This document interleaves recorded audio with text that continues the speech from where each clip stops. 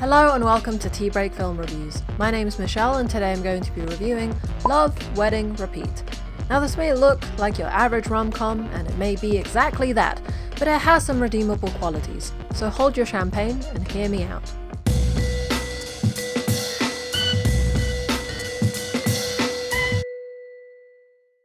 Love, Wedding, Repeat centers on Jack, a handsome British man who has been pining over a kiss he never had with a woman named Dina, who he met in Rome. Dina happens to be attending his sister's wedding, and he makes it his mission to get that kiss that he didn't get before. Well, that's his main mission, but people keep on giving him other stuff to do, including his sister, who tasks him with putting a sedative in the drink of a crazed admirer set to ruin the wedding. And that's where the repeat section of this film comes in, where we see different timelines according to who gets the sedative. Okay, so that's the plot, and honestly, it looked good and it sounded good, but what I got is not what I expected. In truth, the only timelines that play out fully are the everything goes wrong one and everything goes right one, and the other 4 possible ones that are mentioned play out in a montage in between the 2 big ones. It's an unexpectedly clunky structure. Given the title of the film, it could have been structured more like Groundhog Day, and it certainly had some of those otherworldly elements, including the omniscient narrator who talks about chance. The narrator was really well written, by the way, and definitely one of the redeemable qualities of the film, but what the narrator had to say added a little too much importance and gravity to what was actually a bit of a silly story. So that's the repeat part, but what about the love part? There are different types of love shown, and they work to varying degrees of success. What I think is the most entertaining and the most successful portrayal of love is between brother and sister, between Jack and Hayley.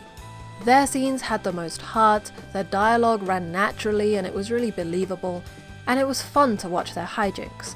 Even during the obligatory "I will always be here for you" bit, it felt right. It didn't feel cheesy, it was what Jack was meant to say in that moment, and I was there for them, having seen their relationship develop from previous scenes. Another relationship I ended up enjoying in the film is between Sidney and Sophia, though it's quite small. Sidney is super difficult to like, and the way he's written is made to be an exaggerated version of the bumbling British man. But he ends up having the best character arc in the whole film, going from unable to talk to anyone to learning to listen and finally being able to talk to his love interest, Sophia. Those relationships aside, everyone else was boring and bland. I wasn't even rooting for our main couple, Jack and Dina, because Dina did almost nothing. She never once tried to initiate the kiss, and she spent the entire film being wooed and bombarded by the men around her. I mean, can a female character be more stereotypical? Then there was Amanda and Chaz, and Brian and Rebecca.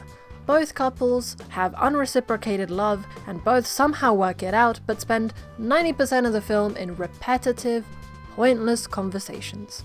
I can blame it partially on the seemingly mismatched casting, but I don't think the issues are with the acting, because the actors have all done better in other films.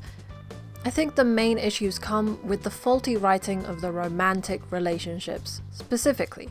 I mean, poor Roberto is the most clueless and ignored groom I've ever seen. Speaking of Roberto, in terms of the wedding part of the film, I wonder why the filmmakers didn't make better use of their Italian cast to blend the 2 cultures together better. It was a wasted opportunity, frankly. We spend the entire film attached to this English table that has been tucked into the corner of the wedding venue, and it didn't even make any sense because the table had the bride's only family and maid of honor on it, and yet it was far away from the bride and groom's table. It felt like something that made sense to make filming easier, but was definitely not appropriate to the story. Speaking of filming, I don't know what the cinematographer was thinking, using the sun as a natural light outside.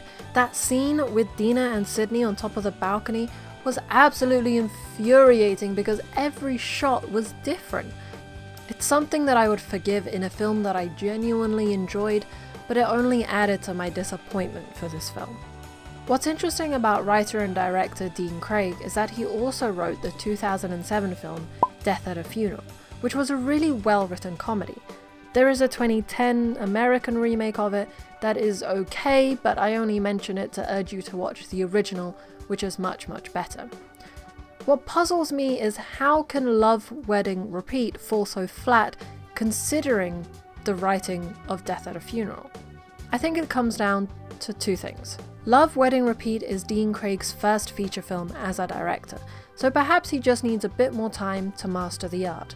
On the other hand, Death at a Funeral was a lot more about the family relationships, which Craig nails here with Jack and Haley's relationship.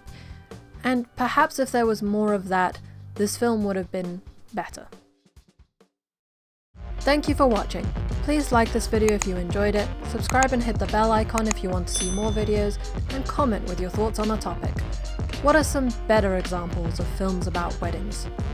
This has been Tea Break Film Reviews. My name's Michelle, and I hope you have a great day.